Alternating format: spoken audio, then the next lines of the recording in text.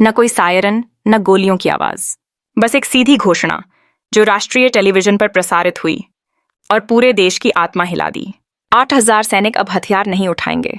वे खेती करेंगे, वे गणराज्य का पेट भरेंगे। न कोई रिटायरमेंट, न समारोह, बस एक आदेश, तुम्हारी नई फ्रंटलाइन अब खेत है। 44 घंटे के भीतर सूखे साहिल से लेकर उपजाऊ बुकले दुमुहून की घाटियों तक हजारों होमलैंड डिफेंस टुकड़ी के सैनिक यानी वीडीपी बॉर्डर चौकियों से हटे और खेतों पर उतर आए। वे अब भी गठन में चलते हैं, पर अब दुश्मन को घेरने नहीं, भूख को घेरने। उन्होंने राइफल के बदले कुदाल, खाइयों के बदले सिंचाई नहरें और बैरकों के बदले अनाज भंडार चुने। अब उन्हें कहा जाता है कॉम्बैट फार्मर्स। उनका मिशन है बीज बोना, रोपाई करना, फसल काटना। उनके दुश्मन हैं सूखा, परनिर्भरता और भुखमरी। उनका मकसद राष्ट्र के भविष्य की रक्षा करना, गोली से नहीं, जड़ों से। यह कोई नारा नहीं है, यह एक कट्टर नीति परिवर्तन है जो सैन्य रणनीति को खाद्य सुरक्षा के दिल में लाकर खड़ा करता है। आदेश किसने दिया? अब क्यों? क्या एक देश बच सकता है अगर वह सिपाहियों को किसानों से बदल दे, वह भी एक नाजुक शांति के बीच? यह शुरुआत है एक ऐसे रणनीतिक कदम की जिसकी किसी ने कल्पना नहीं की थी, और शायद अब उसे रोका भी नहीं जा सकता। अब हम आपको बताएंगे इस गुप्त योजना के बारे में, ट्रेनिंग, लॉजिस्टिक्स और दृष्टिकोण, जो अफ्रीका के सबसे साहसी सामाजिक प्रयोगों में से एक है। क्योंकि असली युद्ध अब बुर्किना फासो में खेतों में लड़ा जा रहा है, और यह न तो किसी प्रेस विज्ञप्ति से शुरू हुआ, न ही किसी सम्मेलन से। यह शुरू हुआ सूखे जॉर्गो के बाहरी इलाके में, बूसे के पुराने गोदामों के पीछे और तेनकादोगो के पठारों में, छाया में। जहां लोग मानते थे कि सैनिकों की हलचल सामान्य थी, वहां असल में राष्ट्रीय रक्षा की चुपचाप पुनर्परिभाषा हो रही थी। सिर्फ 3 महीनों में 2,000 सैनिकों ने एक अनोखी ट्रेनिंग ली।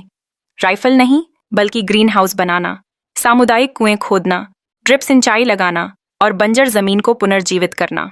इनकी क्लासेस में कृषि वानिकी, बीज बैंक, खाद निर्माण और दूरस्थ गांवों के लिए मात्र देखभाल तक शामिल थी। याको में सैनिकों ने पानी की टंकियां बनाई, वहीं जहां पहले अंतर्राष्ट्रीय सहायता केंद्र हुआ करते थे। काम्बिसिरी में उन्होंने लोकल ईंटों से सौर ऊर्जा वाले शेल्टर बनाए, वहीं जहां पहले क्लिनिक बंद हो गए थे। कोई मीडिया कवरेज नहीं था, सिर्फ एक धीमी लेकिन ठोस उभरती क्रांति थी। फिर सरकार ने इसे आधिकारिक कर दिया। उन्होंने सेना को छोड़ा नहीं है, बल्कि अब राष्ट्रीय रक्षा का दायरा बढ़ाकर उसे खाद्य तंत्र में शामिल किया गया है। यह कोई दान नहीं है, यह एक इंफ्रास्ट्रक्चर है। यह कोई प्रतीक नहीं है, यह रणनीति है। अब कृषि एक हथियार है, युद्ध का नहीं, बल्कि आत्मनिर्भरता का।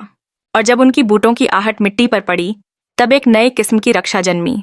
पर अब सवाल यह है, अगर एक सरकार गुप्त रूप से सैनिकों को जीवन उगाना सिखा सकती है, तो वे और क्या सिखा सकते हैं?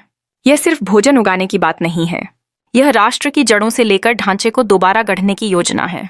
जब बुर्किना फासो ने 8,000 सैनिकों को कृषि सेवा में नियुक्त किया, तो दुनिया ने इसे एक साहसी कदम माना। लेकिन आगे जो हुआ उसने साबित किया कि यह केवल नीति नहीं थी, यह राज्य की संरचना का पुनर्लेखन था। जेनेवा में विशेषज्ञों ने कहा, क्या यह बजट की कमी का समाधान है? पेरिस में इसे पश्चिमी सहायता की विचारधारा का विरोध बताया गया। लेकिन ओगाडोगु में उत्तर कुछ और था, अधिक गहरा, अधिक स्पष्ट। यह राष्ट्रीय रक्षा और संप्रभुता की पूरी पुनर्परिभाषा थी। दुश्मनों के नक्शे अब मिट्टी की उर्वरता के नक्शों में बदल दिए गए। बॉर्डर पेट्रोल की जगह अब सैनिकों को कुदुगु में कसावा बोने और लियो में बाजरा के खेतों को पुनर्जीवित करने के लिए भेजा गया। क्षेत्रीय रक्षा मंत्रालय ने दूसरा चरण शुरू किया। हजारों युवाओं, पूर्व लड़ाकों और कम जोखिम वाले कैदियों को प्रशिक्षण देकर विशेष खाद्य सुरक्षा टास्क फोर्स के रूप में तैनात करना। कोई वर्दी नहीं जलाई गई, कोई झंडा नहीं उतारा गया, लेकिन कमान की श्रृंखला में अब कृषि विशेषज्ञ भी शामिल हैं। रिपोर्ट अब घात की नहीं, बीज अंकुरण दर की बात करती हैं। और जुलाई 2025 तक सरकार के रिकॉर्ड में एक नई श्रेणी दर्ज हो चुकी थी, code green strategic agriculture units. यह कल्याण नहीं है, यह वह रणनीति है जिसे दशकों तक अफ्रीकी देशों से दूर रखा गया। यह भीख मांगने से इनकार है। यह उन विदेशी बूटों की याद है जो संसाधनों के लिए सड़कें बनाते थे, जीने के लिए नहीं। और यह घोषणा है, हम खुद को बचाएंगे, खुद को खिलाकर। तो अब अगर रक्षा की पूरी परिभाषा ही जीवन उगाने की हो गई, तो इसका मतलब अफ्रीका की पुरानी शक्ति संरचना के लिए क्या है? यह सिर्फ रणनीति नहीं है, यह इतिहास से एक अलग राह है। जुलाई 2025 में जब बुर्किना फासो ने सैनिकों को किसानों में बदला, तो उसने सिर्फ वर्तमान से नहीं, एक लंबी गुलामी की याद से भी मुंह मोड़ लिया। दशकों तक विदेशी सहायता शर्तों, देरी और खोखले वादों के साथ आती रही। लेकिन अब सूखा, संघर्ष और झूठे वादों से घायल एक देश ने स्पष्ट रूप से कह दिया, हम अब खाली गोदामों की रक्षा नहीं करेंगे। राष्ट्रपति इब्राहिम ट्राओरे ने नेशनल असेंबली के सामने कहा, हम वहीं उगाएंगे जहां हम खड़े हैं। यह संदेश सिर्फ देश के लिए नहीं था, यह पूरे पश्चिमी अफ्रीका में गूंजा। विदेशी दूतावासों में चिंता बढ़ी, युवाओं में जोश जागा।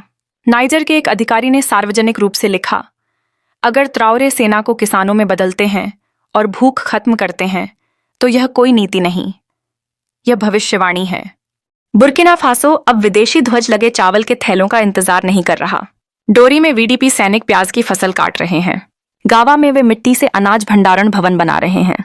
जहां पहले मानवीय सहायता गिरती थी, अब आत्मनिर्भरता खड़ी हो रही है, मेहनत से, हाथों से। विदेशी आलोचक इसे राष्ट्रवाद कहते हैं, लेकिन जमीन पर यह गरिमा की वापसी जैसा लगता है। यह मदद का इनकार नहीं है, यह लाचार बनने से इनकार है। तो अब सवाल है, अगर एक देश भीख मांगने की बजाय बीज बोने का साहस करता है, तो क्या वह दुनिया को विकास की परिभाषा दोबारा लिखने पर मजबूर कर सकता है? वे कभी सिर्फ सैनिक नहीं थे, और उन्हें कभी सिर्फ युद्ध के बाद गायब हो जाने के लिए नहीं बनाया गया था। Volunteers for defence of the homeland यानी वीडीपी का जन्म 2020 में हुआ था। किसी सैन्य अकादमी में नहीं, बल्कि हताशा के गर्भ से। वे किसान थे जिन्होंने अपनी कुदालें छोड़कर राइफलें उठाईं। वे किशोर थे जिन्हें स्कूलों से निकालकर लड़ाई में झोंक दिया गया। मैकेनिक थे जिन्होंने अपने औजार छोड़े, और कई बार वे बच्चे थे जिन्हें कोई विकल्प नहीं दिया गया। जब उत्तरी प्रांतों में आतंकी हमले शुरू हुए, तो गांवों की रक्षा के लिए कोई औपचारिक सेना खड़ी नहीं थी। कोंगुसी, जीबो या बार्सिलागो की रक्षा उन्हीं वीडीपी सैनिकों ने की। लेकिन वर्षों की घात, नींद रहित रातों और झंडे के बिना हुए अंतिम संस्कारों के बाद इन सैनिकों को कोई पदक नहीं मिला, न वेतन, न सुरक्षा। विदेशी रिपोर्टों और अपने ही देश में उन्हें अक्सर मिलिशिया, अनियमित बल या सहायक कहकर छोड़ दिया गया। अब राष्ट्रपति इब्राहिम ट्राओरे उस कहानी को फिर से लिख रहे हैं। वे औजार नहीं हैं, वे हमारे नए राज्य दर्शन का केंद्र हैं। उन्होंने जून 2025 में घोषणा की, जो एक विवादित पुनर्नियोजन था, वह अब राष्ट्रीय पुनर्परिभाषा बन चुका है। वीडीपी का फिर से प्रशिक्षण केवल व्यावहारिक नहीं है, यह मानसिक, चिकित्सकीय और सामूहिक भी है। तिताओ की कम्यून में पूर्व सैनिक अब सामूहिक परामर्श सत्रों में भाग लेते हैं। गोरसी में ओगाडोगु विश्वविद्यालय के ट्रॉमा विशेषज्ञ पूर्व लड़ाकों के साथ दुहक, अपराधबोध और जीवित रहने की पीड़ा पर काम कर रहे हैं। वर्कशॉप्स में न केवल सिंचाई और बीज संरक्षण सिखाया जाता है, बल्कि संघर्ष समाधान, बाल संरक्षण और मौसी व फुलानी परंपराओं पर आधारित सामुदायिक उपचार विधियां भी शामिल हैं। वही हाथ जो रात में गश्त करते थे, अब अनाज के भंडार बना रहे हैं और स्कूल के बच्चों को जैविक खाद बनाना सिखा रहे हैं। पहली बार कई वीडीपी सदस्यों को केवल रक्षक नहीं, बल्कि पुनर्निर्माता कहा जा रहा है। और अब यह कोई रूपक नहीं है, यह निरस्त्रीकरण नहीं है, यह गरिमा के साथ पुनः एकीकरण है। गरीबी या खामोशी में लौटना नहीं, बल्कि नए औजारों, नई भूमिकाओं और अंततः उस राज्य की आधिकारिक मान्यता के साथ वापसी, जिसकी उन्होंने कभी सिर्फ भरोसे के दम पर रक्षा की थी। लेकिन यह हम सभी से एक गहरा सवाल पूछता है, अगर एक भुलाया गया सैनिक अब एक उपचारक बन सकता है, अगर एक मिलिशिया मिट्टी का मंत्रालय बन सकता है, तो और कौन कौन अंडर एस्टिमेटेड है? रुकिए हमारे साथ, क्योंकि अब आगे हम दिखाएंगे कि कैसे ये पूर्व योद्धा सिर्फ फसल नहीं बो रहे, एक गांव में, एक खेत में। पहले उनसे डरते थे, अब लोग उनका अनुसरण करते हैं। सापुई में जब वीडीपी फिर गांव में आए, इस बार बिना हथियारों के, बच्चे उनकी ओर दौड़े, उनसे दूर नहीं। उनके हाथों में पौधे थीं और वे पूछ रहे थे, इन्हें कहाँ लगाएं? बोगांडे में अब बुजुर्गों की कानाफूसी बंद हो गई है। अब वे कह रहे हैं, पुल टूट गया है, मदद करोगे? यह सिर्फ सामाजिक पुनरीकरण नहीं है, यह योद्धाओं से जमीन और भरोसे के उपचारक बनने की परिवर्तन यात्रा है।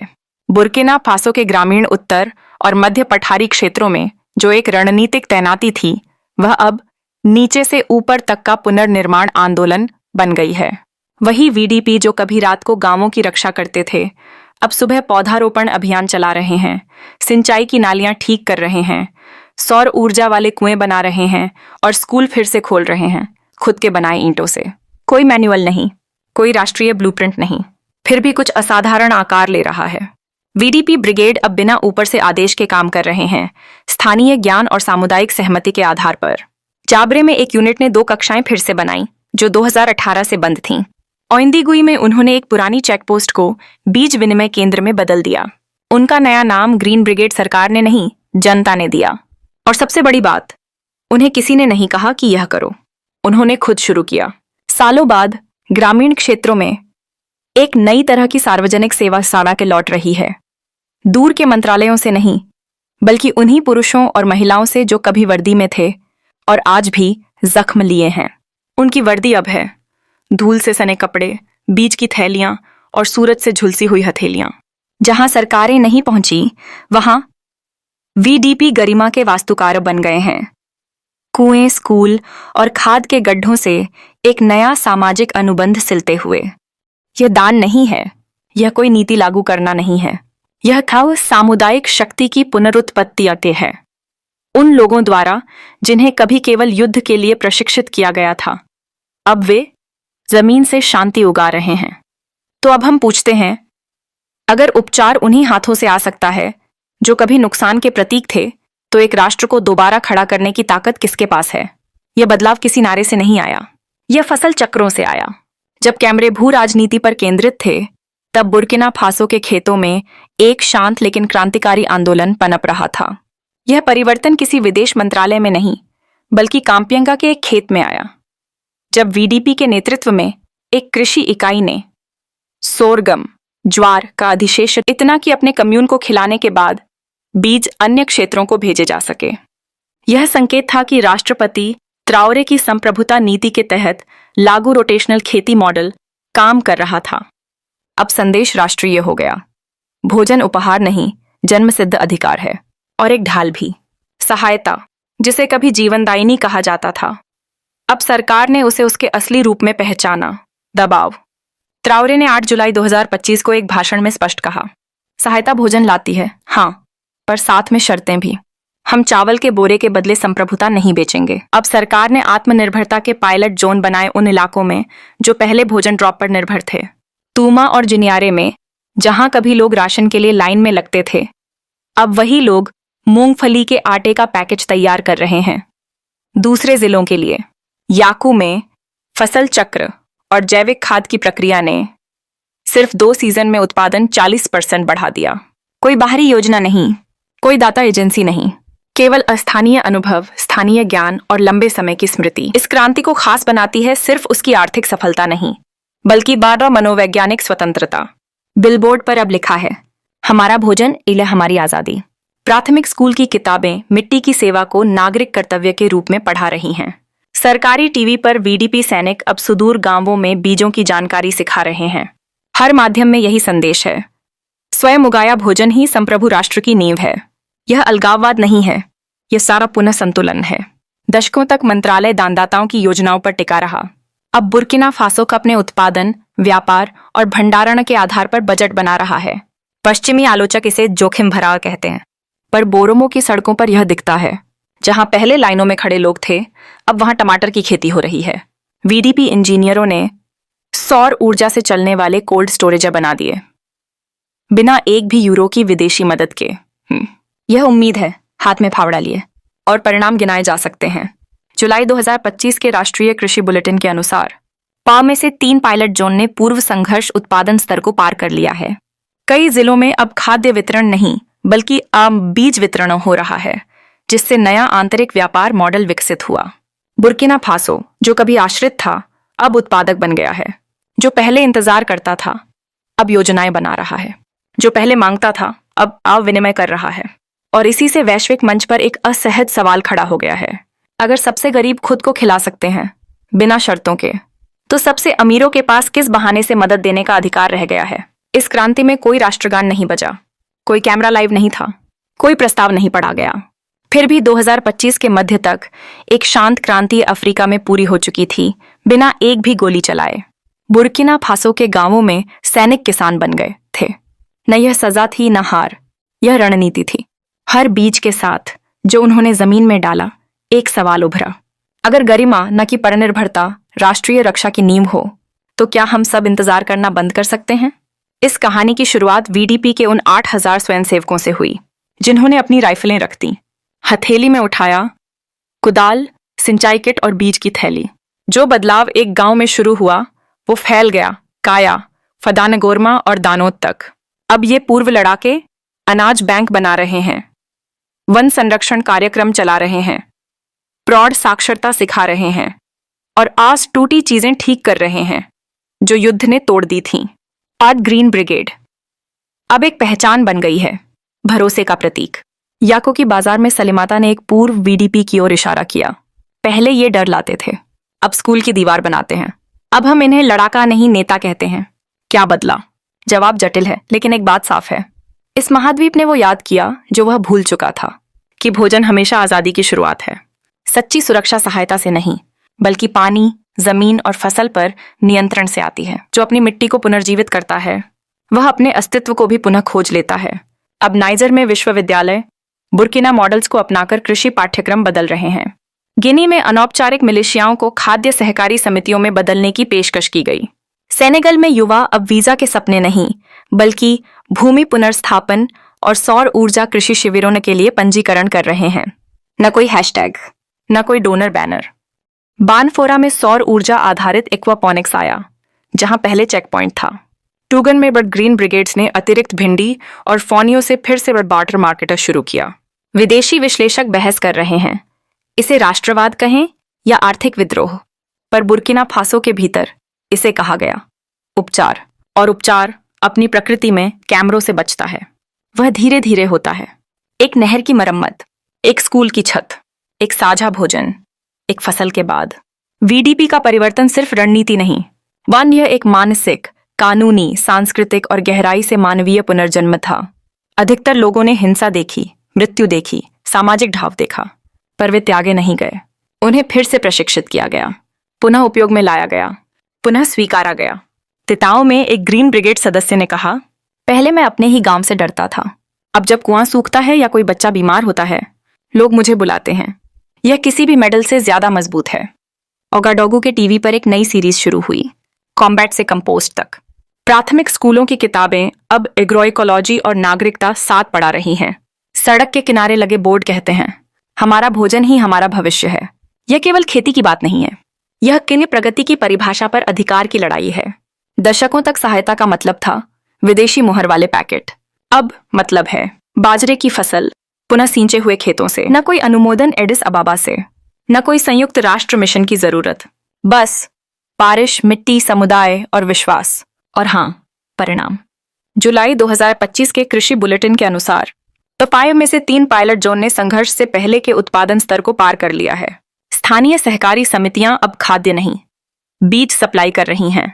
ग्रामीण युवाओं में पलायन की इच्छा 40% तक कम हो गई। नियामे में नागरिक समाज ने पूछा, क्या हम यह मॉडल अपना सकते हैं, इससे पहले कि विदेशी सलाहकार इसे फिर से परिभाषित कर दें?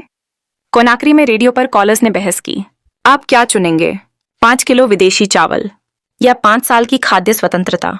और सबसे अहम संकेत, युवा अब रुक गए। वे दूतावास की कतारों में नहीं, जल प्रबंधन, ग्रीन टेक्नोलॉजी और चक्रीय खेती के प्रशिक्षण केंद्रों में खड़े हैं। वे भागना नहीं चाहते, वे इसे निर्माण करना चाहते हैं। यह कोई रोमांटिक कथा नहीं है। रास्ता विरोधाभासों, जोखिम और संस्थागत रुकावटों से भरा है। लेकिन बुर्किना फासो, जो कभी दुनिया की नजरों में निर्भर था, उसने परिपूर्णता का इंतजार नहीं किया। उसने कदम उठाया, उसने साहस किया और इसने दुनिया को कुछ जरूरी बताया। इंतजार कोई रणनीति नहीं है। जलती जमीन पर भी कुछ उग सकता है और खामोशी में भी एक क्रांति बोल सकती है। सैनिक अब सैनिक नहीं है, वे पुनरुद्धार के चरवाहे हैं, स्थानीय विश्वास के निर्माता, संभावनाओं के नक्शे खींचने वाले। और एक ऐसे समय में जब दुनिया युद्ध और पतन में डूबी है, वे हमें एक ऐसा सबक दे रहे हैं जो शायद ही कभी टीवी पर आता है। शांति अगर अपने हाथों से बनाई जाए तो वह कोई सपना नहीं, वह नीति बन जाती है। इस चैनल को सब्सक्राइब कर लीजिए ऐसे ही वीडियो देखने के लिए। अपनी राय कमेंट में बताएं, क्योंकि यह कहानी बुर्किना फासो में खत्म नहीं होती। यह हर उस जगह शुरू होती है जहां कोई अपने हाथों से दोबारा निर्माण करने का फैसला करता है।